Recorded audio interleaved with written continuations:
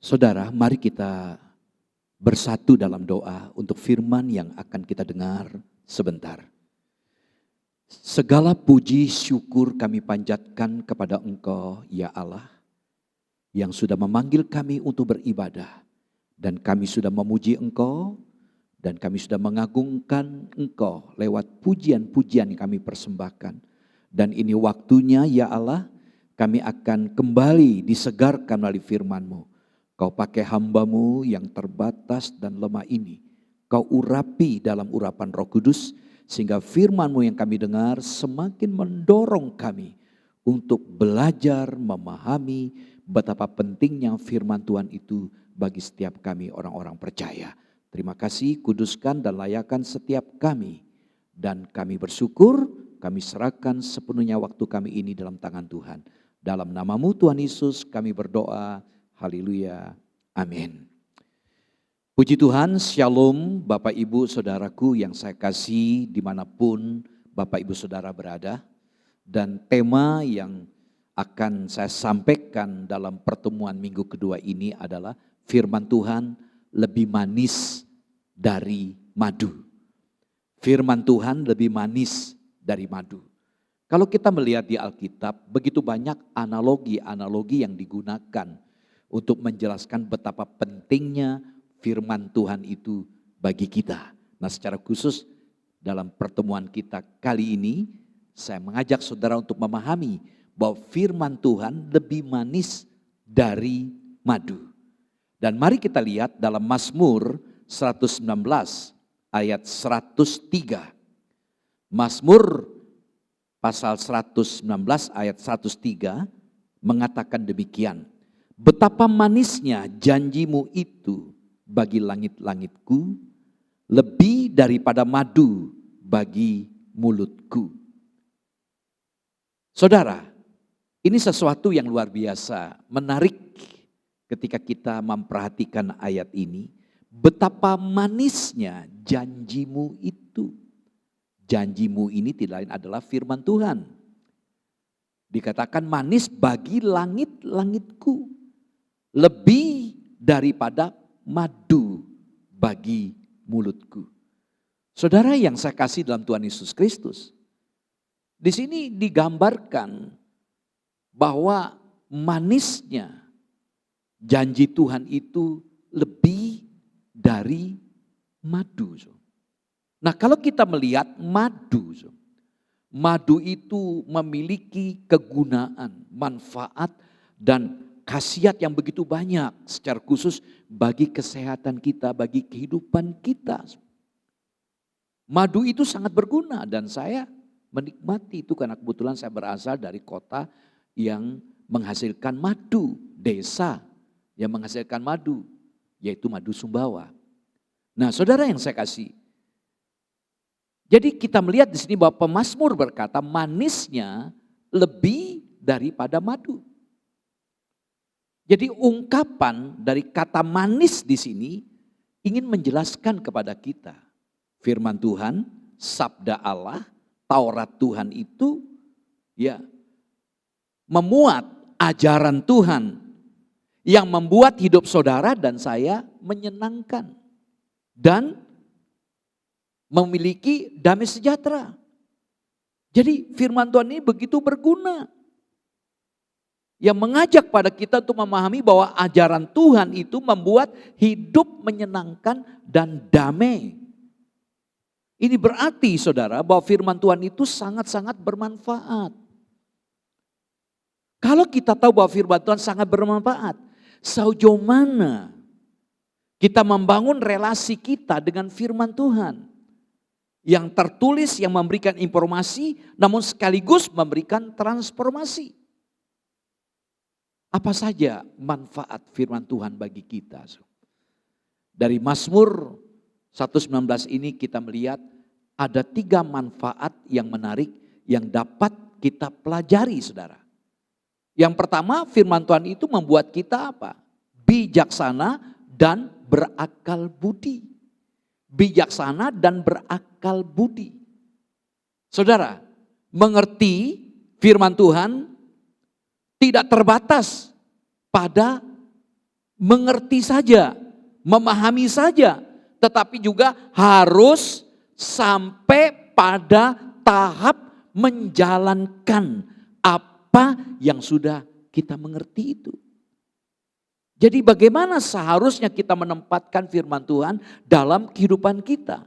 Setelah kita tahu, kita mengerti, lalu kita praktekkan dalam setiap masalah-masalah, kesulitan-kesulitan yang kita hadapi. Sehingga kita berkata bahwa janjimu manis lebih dari madu. Saudara yang saya kasih dalam Tuhan Yesus Kristus, manfaat firman Tuhan itu bikin hati kita bijaksana dan berakal budi. Kalau kita melihat dengan teliti kata bijaksana dalam bahasa Ibrani, kata bijaksana juga dalam bahasa Indonesia menggunakan kata hikmat. Nah, dalam teks bahasa Ibrani menggunakan kata kokmah. Itu memberikan pengertian bahwa kepandaian untuk membedakan mana yang baik dan mana yang jahat. Membedakan dari yang baik dan dari yang jahat. Yang adil dari yang tidak adil. Yang benar dari yang tidak benar. Jadi kebijaksanaan itu memampukan saudara dan saya membedakan. Dan firman Tuhan itu sendiri yang akan membuat saudara bijaksana. Sehingga saudara mampu membedakan yang benar dan yang tidak benar. Yang adil dan yang tidak adil. Saudara, kita akui bahwa manusia itu punya kecenderungan melakukan perbuatan-perbuatan yang tidak benar. Kita pun sebagai orang percaya enggak luput dari kesalahan. Mari kita punya keyakinan bahwa Tuhan bisa mengubah kehidupan kita. Ya, kita percaya dunia memang mengatakan kalau sudah begitu ya begitu orangnya. Dan tidak akan mungkin berubah. Batuk bisa diobati, tapi watak tidak bisa. Watuk bisa diobati, tapi watak tidak bisa. Tapi kita belajar dari firman Tuhan. Manusia bisa berubah. Dari manusia berdosa menjadi manusia yang beradab dan bermoral. Melalui apa? Melalui pendidikan dari Tuhan sendiri. Saudara. Nah, untuk itu tentu ada syarat. Syarat utamanya adalah saudara dan saya harus menjadi umat Tuhan terlebih dahulu. Karena kita tahu bahwa dosa itu mendatangkan maut. Kita harus menyelesaikan status dosa kita. Semua manusia telah berbuat dosa. Berarti kita harus selesaikan status kita dan jalan keluarnya adalah Tuhan sendiri. Yang sudah berkorban untuk saudara dan saya. Siapa yang percaya akan dibebaskan dari kutuk dosa. Jadi syarat utama adalah kita harus menjadi anak-anak Tuhan terlebih dahulu. Sehingga kita bisa berkata dalam Mazmur 119 ayat 94. 119 ayat 94, aku kepunyaanmu. Selamatkanlah aku sebab aku mencari tita-titamu. Aku kepunyaanmu. Kita menyadari kalau kita adalah milik Tuhan ketika kita menjadi umat Tuhan. Aku adalah kepunyaanmu. Karena kita menyadari bahwa saudara dan saya adalah kepunyaan Allah, maka otomatis kita memiliki kemampuan sebagaimana pemazmur berkata, aku mencari tita-titamu. Artinya, aku mencari firman-Mu. Saudara, ini berarti bahwa firman Allah yang menjadikan anak-anak Tuhan itu bijaksana dan berakal budi, melebihi kepandaian para guru, bahkan pengetahuan para orang tua.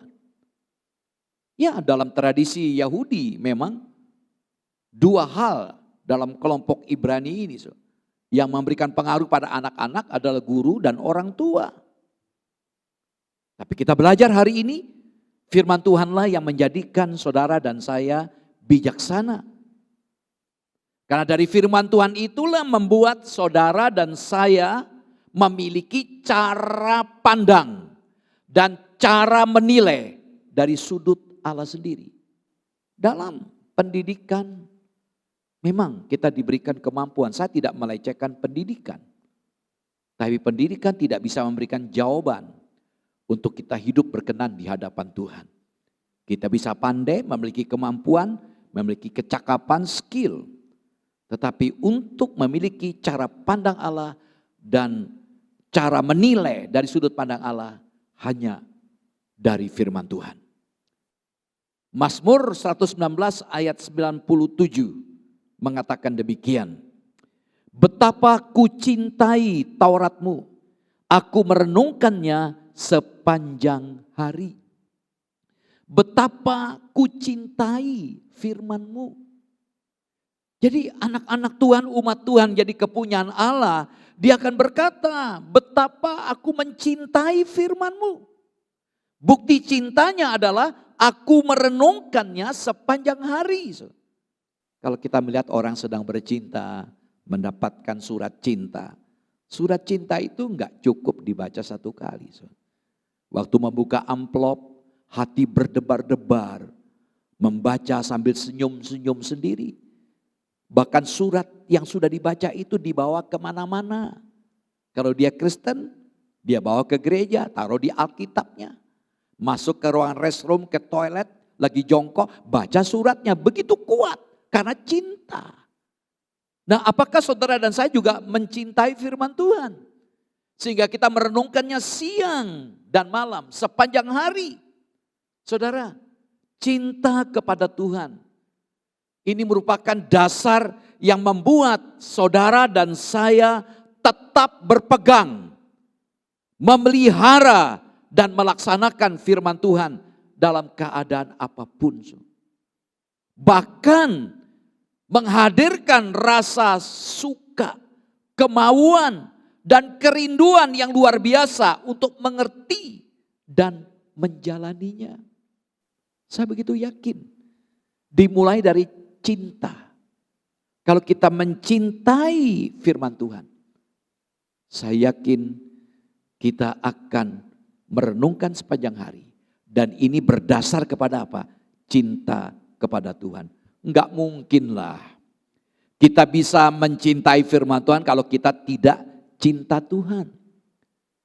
Ya, kalau kita cinta Tuhan, saya yakin wujud nyata cinta itu adalah mencintai firman Tuhan. Puji Tuhan. Kembali Mazmur 119 ayat 97. Betapa ku cintai Taurat-Mu. Aku merenungkannya sepanjang hari. Nah, kalau kita mencintai Tuhan, otomatis kita akan mencintai firman-Nya. Nah, kalau kita sudah mencintai firman-Nya, ada komitmen, ada tekad, ada kerinduan, ada kemauan. Untuk apa? Untuk bersikap terhadap firman Tuhan. Paling tidak pertama, merenungkan dan mempelajari firman Tuhan. Kita lihat dalam Mazmur 119 ayat 103 dan 104. 119 ayat 103 dan 104. Betapa manisnya janjimu itu bagi langit-langitku, lebih daripada madu bagi mulutku. Aku beroleh pengertian dari titah-titahmu. Itulah sebabnya aku benci segala jalan dusta. Puji Tuhan, luar biasa saudaraku. Kita melihat di sini dia merenungkan, mempelajari firman Tuhan. Sehingga dikatakan dia menikmati itu seperti madu. Bahkan lebih dari madu manisnya. Dan dia pegang janji Tuhan. Bahkan dikatakan dalam ayat 104, dia benci dengan segala jalan dusta.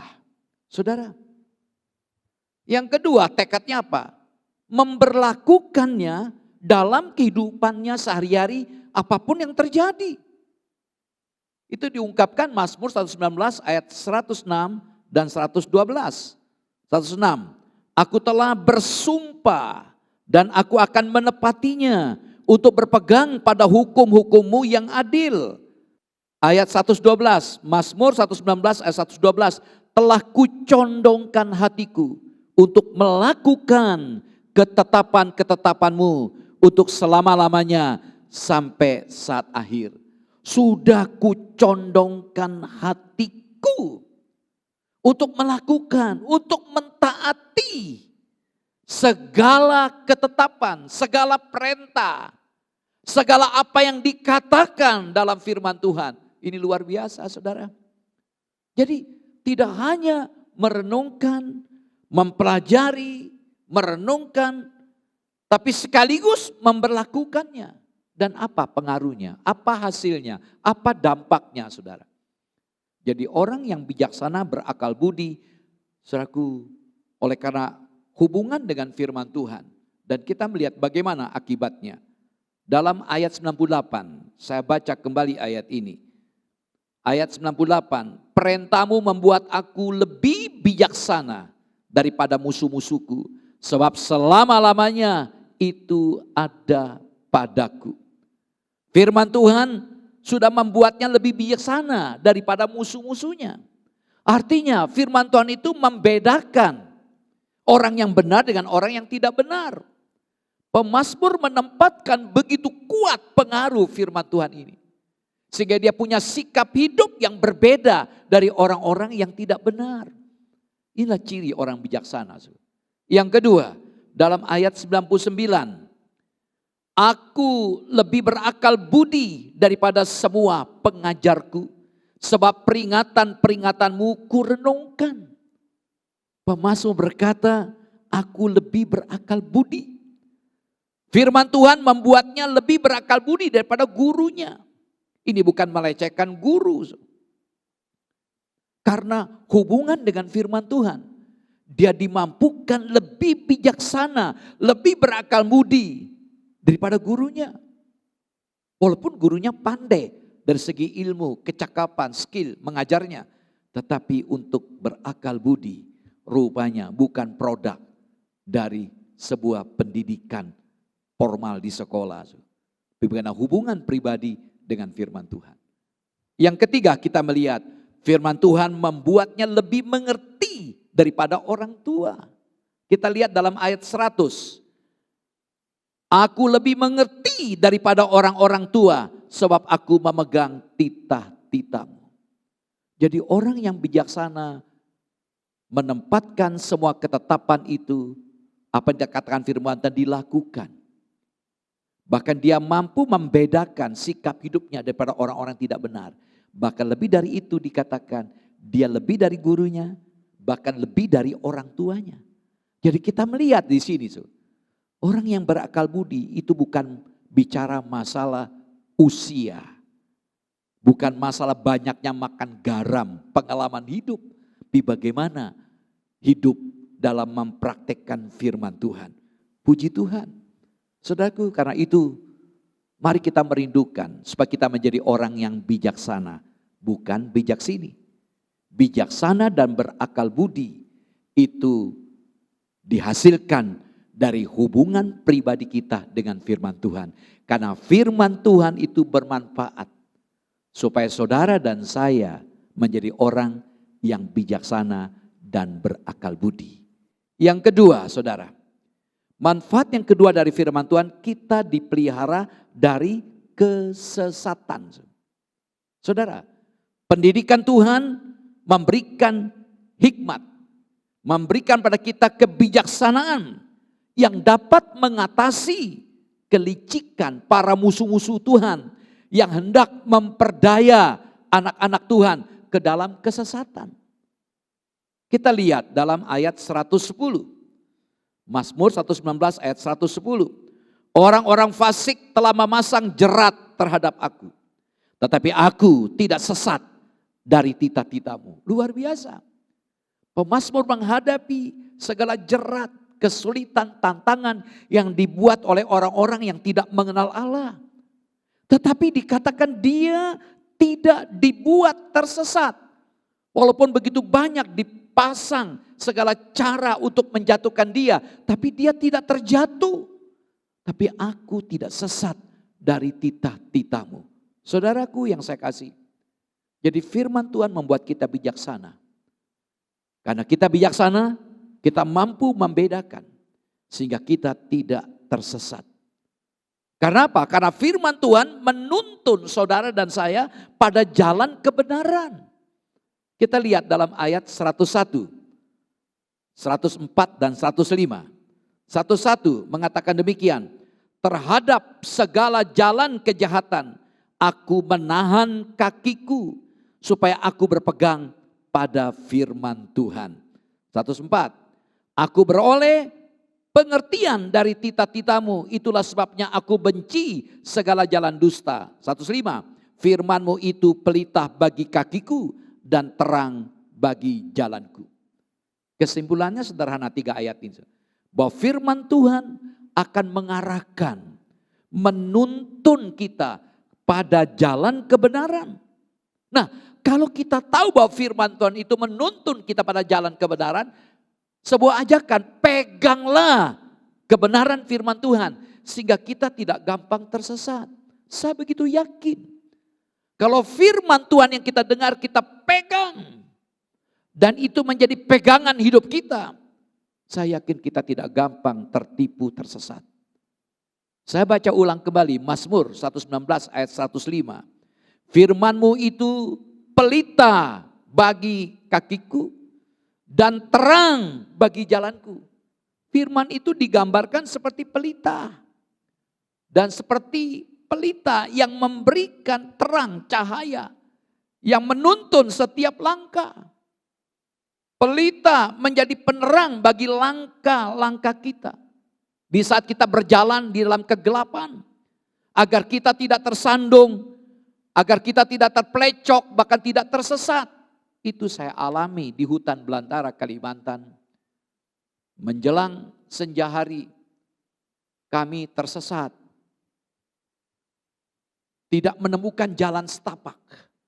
Semuanya pepohonan, ilalang. Kami bingung mau kembali nanti tambah tidak karuan. Akhirnya teman kami yang berasal dari Kalimantan membuat jalan baru.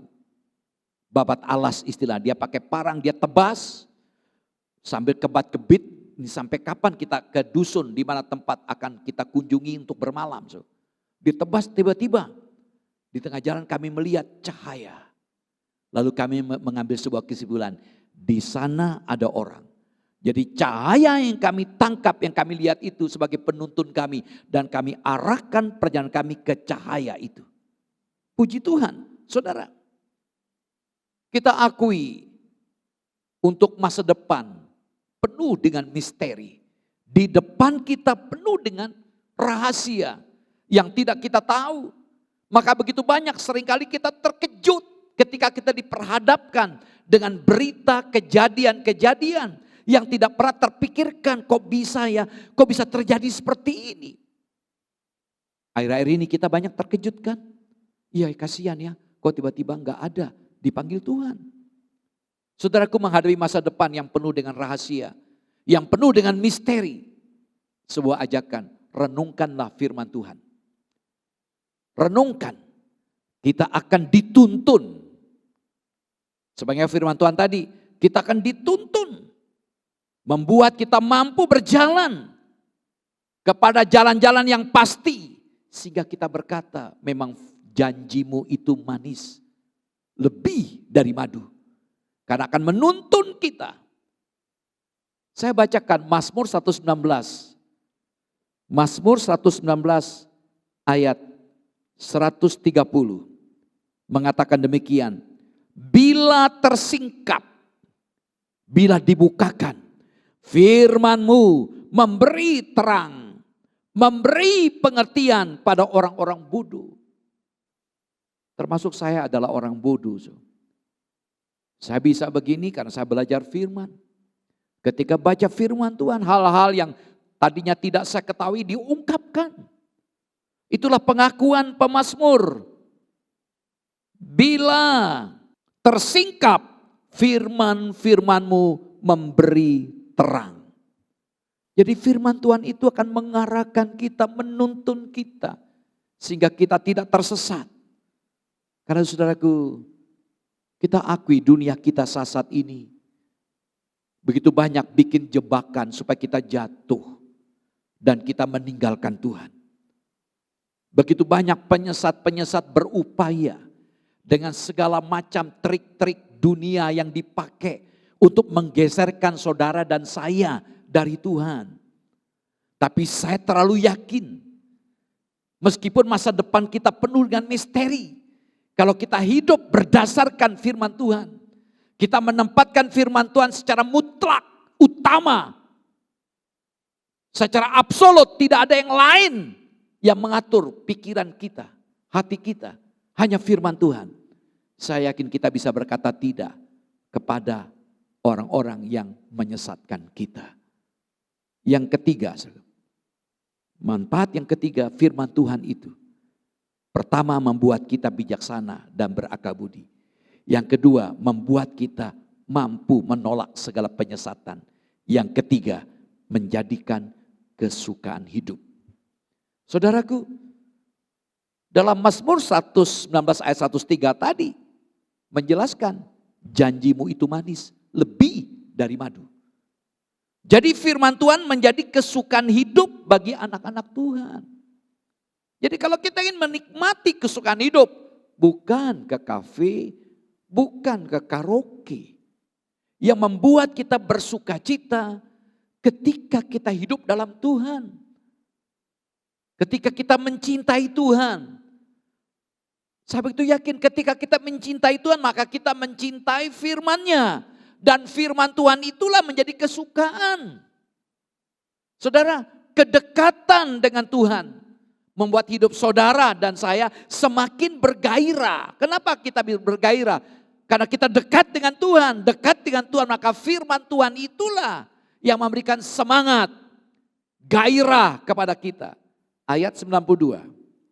Mazmur 119 ayat 92. Sekiranya Tauratmu tidak menjadi kegemaranku, maka aku telah binasa dalam sengsaraku. Ini pengakuan pemazmur. Kalau bukan firman membuat aku semangat, gembira, maka aku tidak tahan lagi menghadapi penderitaan. Artinya apa? Di tengah-tengah penderitaan aku tetap bersuka cita. Di tengah-tengah tekanan hidup, tantangan hidup, kesulitan, aku tetap semangat, bergairah. Karena firman Tuhan itulah yang membuat aku tetap semangat. Di samping itu saudaraku, firman Tuhan memberikan energi, memberikan tenaga rohani yang membuat saudara dan saya semakin giat melayani Tuhan dengan penuh syukur. Kita akui, melayani Tuhan tidak gampang. Begitu banyak gesekan-gesekan antara kita, ya, antara satu dan yang lainnya, yang bisa membuat kita tersinggung, membuat kita marah, kita keberatan, lalu kita merasa harga diri kita dilecehkan, lalu kita ingin mundur. Tapi saya begitu yakin, sebagai pelayan-pelayan Tuhan, kalau kita hidup berdasarkan firman, maka firman Tuhan itulah yang memberikan energi rohani, tenaga rohani. Memang ada alasan kita kecewa, ada alasan kita marah, ada alasan kita keberatan, tapi kita berkata tidak di saat ada keinginan untuk mundur. Karena apa? Ada energi rohani sehingga kita tetap semangat. Tidak ada kebencian, tidak ada dendam. Kita belajar mengampuni, belajar menerima orang-orang yang sebenarnya punya alasan untuk tidak kita sukai. Kita bisa bergandengan tangan. Puji Tuhan. Saudara, Mazmur 119 ayat 103. Saya baca ulang ayat ini karena tema kita. Betapa manisnya janji-janjimu itu bagi langit-langitku, lebih daripada madu bagi mulutku. Saudara, orang yang menikmati firman Tuhan, orang yang mengkonsumsi firman Tuhan. Firman Tuhan itu digambarkan madu ilahi. Mengkonsumsi firman Tuhan secara teratur, secara konsisten akan menjadikan saudara dan saya sehat dan kebal. Ada imun, ada kekebalan. Artinya tahan terhadap segala penyakit iman. Tahan terhadap segala penyakit rohani. Jadi kita punya kekebalan terhadap penyakit-penyakit rohani dan jasmani. Saudaraku, jadi kalau kita tidak punya daya tahan, maka kita akan sakit secara rohani. Karena itu konsumsilah madu ilahi, yaitu firman Tuhan. Iya, di dalam kehidupan ini memang kita banyak tantangan hidup. Ya, tetapi kalau kita memiliki firman, madu ilahi. Ya, kau bicara madu. Kalau kita tidak sempat makan, kita minum madu 1 sendok, madu asli. Kita akan kuat. Dan kita tidak butuh makan karena manis. Dan punya khasiat begitu banyak. Kita tidak gampang lapar. Itu menggambarkan hiduplah dalam firman Tuhan. Saudara bersekutulah dengan firman Tuhan. Karena firman Tuhan itulah yang akan membuat saudara memiliki imun, kekebalan. Konsumsilah firman Tuhan. Saudara, ajaran firman Tuhan membuat hidup saudara menyenangkan dan penuh dengan damai. Saudara, ada pengalaman yang luar biasa yang disampaikan oleh Nabi Yeremia. Kalau kita melihat Yeremia adalah hamba Allah, dalam pelayanannya penuh dengan tantangan, penuh dengan bahaya, ancaman-ancaman. Ya saudaraku, begitu banyak keluhan-keluhan yang saya amati karena tekanan yang dia alami terhadap umat sebangsanya yang dia layani. Karena itu dari keluhannya itu muncullah kitab ratapan. Atau dalam terjemahan lama, Nudub Yeremia. Ratapan Yeremia. Tapi ada satu menarik di balik segala penderitaannya. Dalam Yeremia pasal 15 ayat 16. Yeremia pasal 15 ayat 16 mengatakan, apabila aku bertemu dengan perkataan-perkataanmu, maka aku menikmatinya. Ini luar biasa. Jadi intinya apa? Ketika aku buka Alkitab, dalam waktu itu aku buka gulungan kitab, aku baca Taurat. Kalau sekarang ketika kita buka Alkitab, lalu kita menikmati seperti makanan enak di restoran. Aku menikmatinya. Sekali lagi saya baca, apabila aku bertemu dengan perkataan-perkataanmu, maka aku menikmatinya. Firman-Mu itu menjadi kegirangan bagiku dan menjadi kesukaan hatiku. Sebab nama-Mu telah diserukan atasku, ya Tuhan Allah semesta alam. Jadi ketika baca kitab suci, dia menikmati. Lalu hatinya gembira. Kenapa? Dia menemukan arti hobi, arti kesukaan.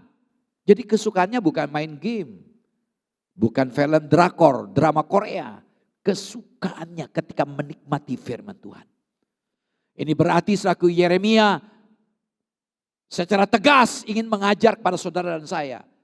Yeremia membuktikan dia menempatkan firman Allah di dalam hatinya sehingga menjadi bagian yang tidak terpisahkan dari kehidupan dan keberadaannya. Luar biasa. Tempatkanlah firman Tuhan itu. Contoh nabi yang lain. Yehezkiel pasal 3. Yehezkiel adalah hamba Allah yang diutus. Yang sedang ada di pembuangan. Yang melayani umat Israel juga yang sedang ada di pembuangan. Dia menghadapi sama dengan kesulitan Yeremia. Menghadapi ancaman, kesulitan, tantangan dari umat sebangsanya. Tapi dia mendapatkan firman Tuhan dalam Yehezkiel pasal 3 ayat 3. Lalu firman-Nya kepadaku. Tuhan bicara pada Yehezkiel. Hai anak manusia, makanlah gulungan kitab yang kuberikan ini kepadamu. Dan isilah perutmu dengan itu. Lalu aku memakannya. Dan rasanya manis seperti madu dalam mulutku. Ini bukan berarti saudara gulungan kitab itu dibakar. Ya, lalu abunya dimakan.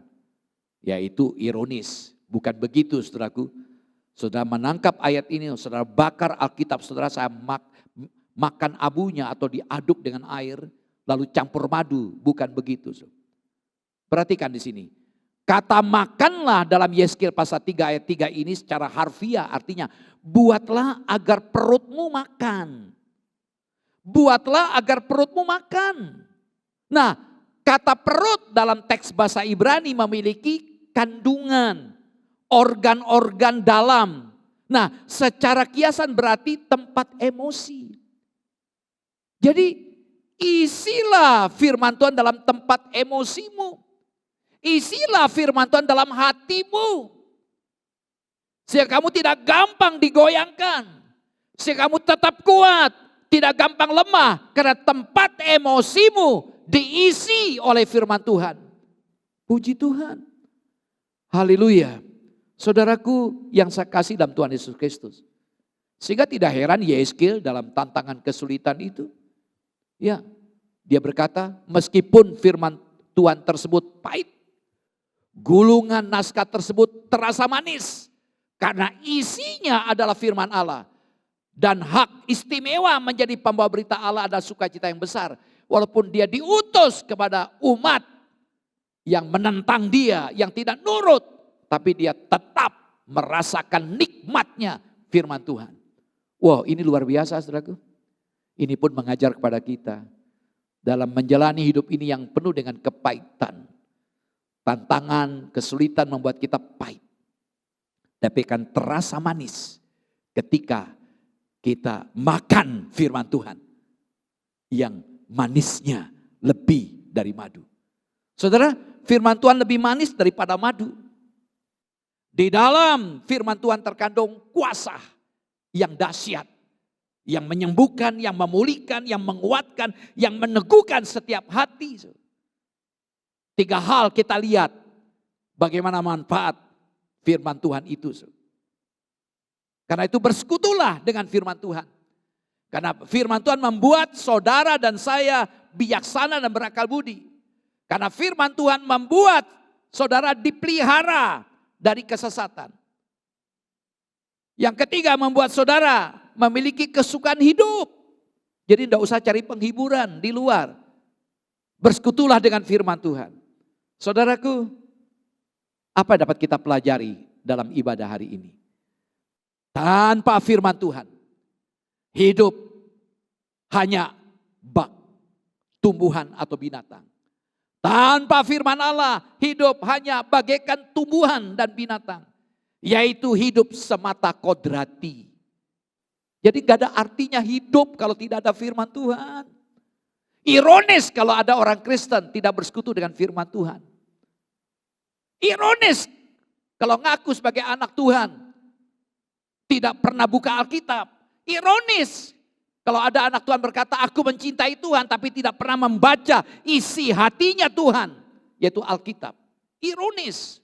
Saudara, manusia diciptakan segambar dengan Allah.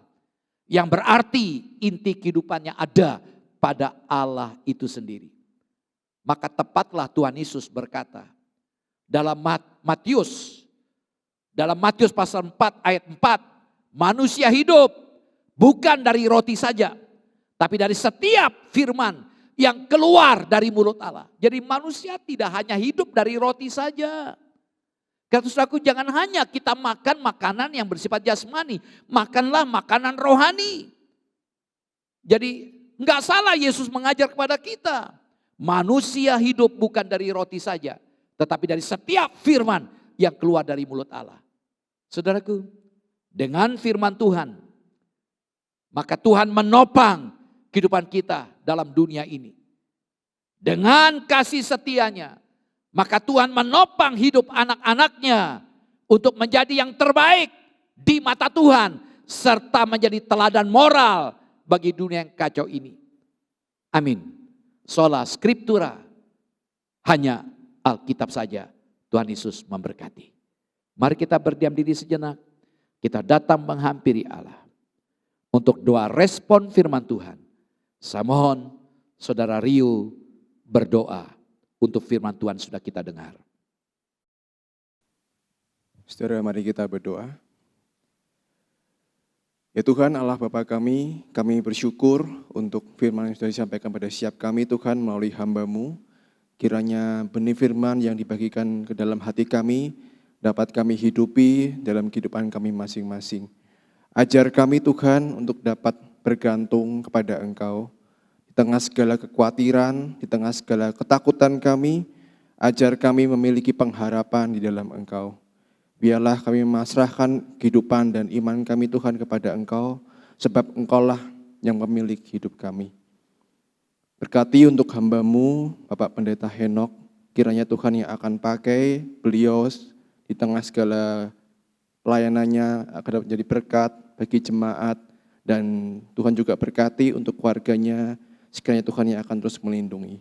Terima kasih Tuhan, terima kasih, dan nama Tuhan Yesus kami sudah berdoa dan juga bersyukur. Amin.